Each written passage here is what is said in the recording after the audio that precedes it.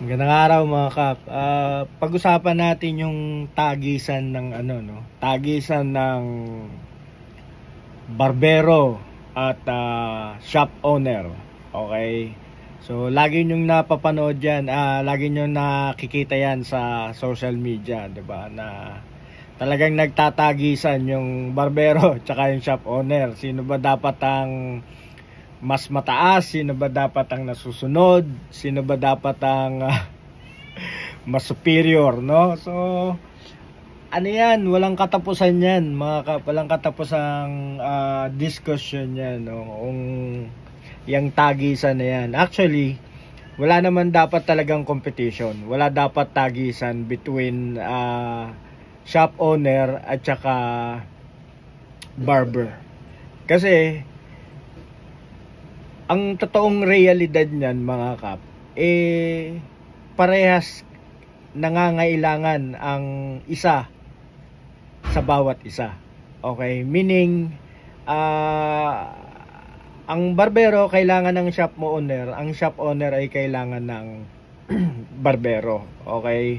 So, wala talagang walang independent, walang isang mananaig pagka yan ang pinag-usapan natin. Talagang kailangan ng bawat isa ang isa. Okay? Ngayon, dapat lang may mga certain guidelines lang, no, pagdating sa shop owner at saka sa mga barbero, no. So I think unang-una yung mga shop owner dapat umpisa pa lang, no, yung sa pag-hire pa lang ng mga barbers, malinaw na agad yung set of rules. Okay? Kasi minsan ang tendencies ng mga shop owner hindi nasasabi lahat yung set of rules or yung guidelines, yung patakaran sa barbershop, no? Kaya nagkakaroon siguro ng diskusyon kasi hindi agad na ipapaliwanag ng maayos. So unang-una dapat talaga ang mga barbershop owner, bago pa i-hire, okay, dapat may paliwanag na sa kanila anong oras ang pasok, anong araw ang pasok, anong araw ang day off. Okay? Ano ang mga patakaran pagdating sa loob ng barbershop? Okay? Sino ba ang namamahala sa loob ng barbershop? Okay? Those are the rules na kailangan i-set na ng shop owner sa mga barbers. Okay? In even compensations. Ano ba ang mga compensations na dapat makuha ng isang barber? Okay? Naka-define dapat 'yan at hindi makuha kung meron siyang hindi nasunod. Okay? So yun kasi yung madalas na nagiging pagtatalo-talo 'di ba? Even yung mga external factor, like for example yung nabasa ko noong nakaraan, yung kamag-anak niya bumisit, siningil, nagalit yung barbero. So even yung mga ganong maliliit na bagay siguro dapat inililista na ng mga shop owner, as much as possible documented, 'di ba? Anong oras ang pasok, anong araw ang pasok, ang day off, magkano ang marireceive na salary, magkano ang marireceive na allowance. Okay, ito yung condition, kailangan pumasok ka ng ganito para makuha mo yung ganitong benepisyo. Pag birthday ba, libre lahat. Ang income ba sa barbero lahat. O meron siyang marireceive na monetary gifts or gifts, cake, anything na marireceive niya. Ano pa ba?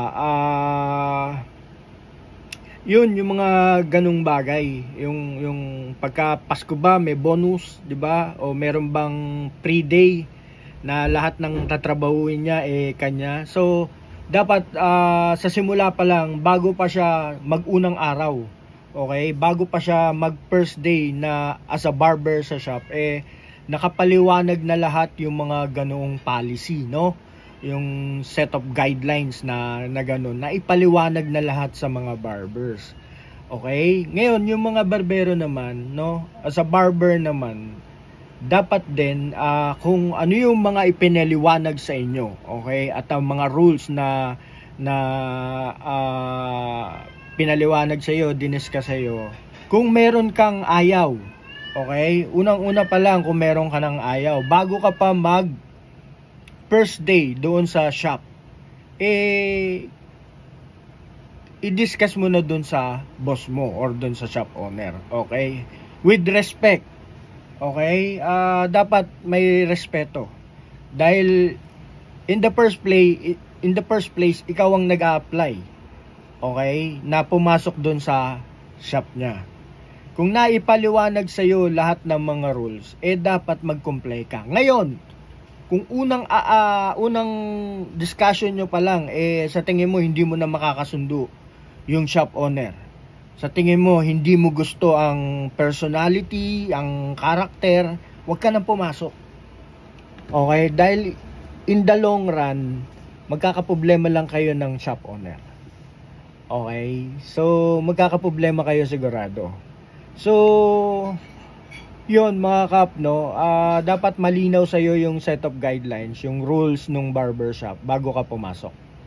Okay? So, and yung boss mo dapat i-respeto mo dahil sa kanya yung place. Okay, kanya yung place. And then at the same time naman, dapat yung mga shop owner din dapat with respect din dun sa mga barbers.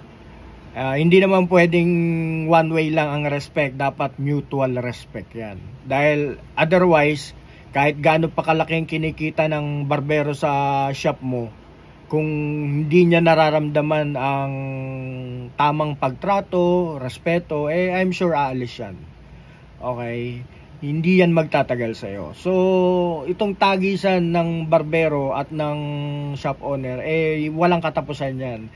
Kailangan, ang isipin natin ay partnership. Partnership is the key.